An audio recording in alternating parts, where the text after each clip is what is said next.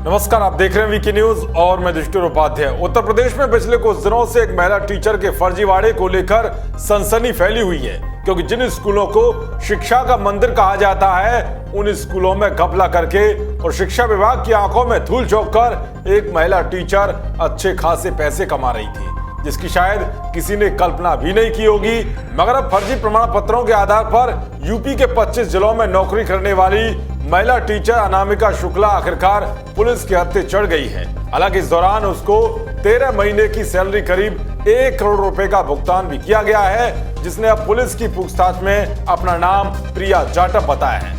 अनामिका शुक्ला की कासगंज जिले में गिरफ्तारी के साथ 1 दर्जन जिलों में केस भी दर्ज हो गए हैं। एक ही दिन में इतने केस कई जिलों में शायद ही किसी अपराधी के खिलाफ दर्ज हुए हों। दरअसल बेसिक शिक्षा विभाग की तरफ से डिजिटल डेटाबेस तैयार करने के दौरान ये बात सामने आई थी कि अनामिका शुक्ला के नाम से एक टीचर प्रदेश के कई जिलों में काम कर रही है। इसके बाद उसे नोटिस भेजा गया, जिस पर वो इस्तीफा देने कासगंज पहुंची तो फर्जीवाड़ा और वेतन उठाने के आरोप में पुलिस ने गिरफ्तार कर लिया। आइए अब आपको बताते हैं अनामिका शुक्ला मामले की इनसाइड स्टोरी कि आखिर उसे 25 जिलों में नौकरी कैसे मिली। दरअसल जांच के बाद जब इस बात का खुलासा हुआ कि अनामिका शुक्ला नाम की टीचर एक साथ कई जिले में नौकरी कर रही है तो अधिकारियों में खलबली मच गई और अनामिका का यह काला चिट्ठा 12 दिन में खुला। अनामिका शुक्ला के नाम से फर्जी नौकरी करने वाली शिक्षिका ने पूछताछ में पुलिस को कई बार छकाया। पूछताछ के दौरान बराबर वो अपना नाम बदलती रही। पकड़ी गई शिक्षिका ने न केवल अपना नाम बदल कर बताया, बल्कि कई बार गुमराह करने वाली जानकारियां देकर पुलिस को परेशान किया। अभी यहाँ कासगंज में किस स्कूल में तैनात थी? ग्रामीण क्षेत्र। क्या नाम क्या है स्कूल का? कस्तूरबा गांधी। आप कितनी पढ़ी लिखी हैं? सर मैं बीएड कर रही हूँ। अभी बीएड कर रही थी और जो कितने पैसे लिए थे आपने नौकरी लगवाने के? सर भी 1 लाख जी 1 लाख रुपए। कितने दिन हो गए आपको नौकरी करते हुए? 1.5 साल। जैसे फर्जी शिक्षिका बीएसए के सामने पेश हुई और उससे नाम पूछा तो उसने अपना नाम अनामिका शुक्ला पुत्री सुभाष चंद्र शुक्ला बताया। कहा कि उसके दस्तावेज और नियुक्ति प्रक्रिया पूरी तरह से ठीक हुई है। ये सुनकर सभी हैरान रह गए। सूचना के बाद बीएसए ऑफिस पहुंची पुलिस ने फर्जी शिक्षिका को हिरासत में लेकर जब उसका नाम पूछा तो उसने अपना नाम अनामिका से बताना शुरू कर दिया। इसके बाद पुलिस उसे कोतवाली लेकर पहुंची। यहाँ भी उसने पुलिस को गुमराह करने की कोशिश की। बार बार गलत जानकारी देने पर जब पुलिस ने महिला के साथ सख्ती की तो उसके चेहरे की हवाइयां उड़ने लगी। पुलिस के मुताबिक उसने पूछताछ में तीसरी बार अपना नाम प्रिया सिंह पुत्री महिपाल सिंह निवासी लखनपुर कायमगंज बताया।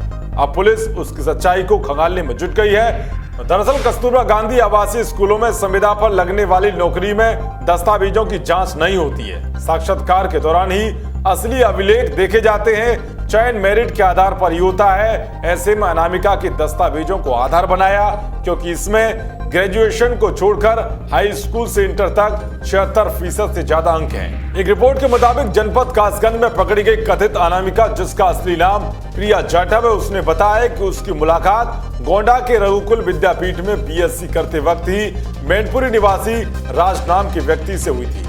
उसने प्रिया को नौकरी की सलाह दी। 1 लाख रुपए में दस्तावेज पर नौकरी लगवाने का वायदा किया। उसने ही अगस्त 2018 में इसे नियुक्ति पत्र भी दिलवा दिया था। बेसिक शिक्षा अधिकारी अंजलि अग्रवाल के मुताबिक अनामिका शुक्ला के मूल दस्तावेजों में धुंधली फोटो भी इस कोकस की मददगार बनी।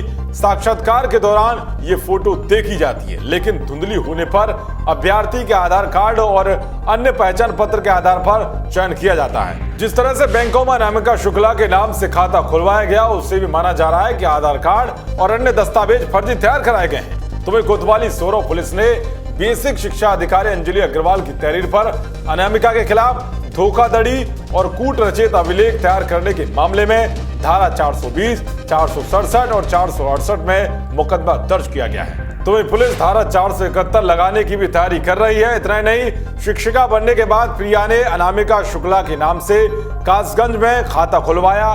माना जा रहा है कि प्रिया ने बैंक खाते में भी फर्जी दस्तावेज का प्रयोग किया।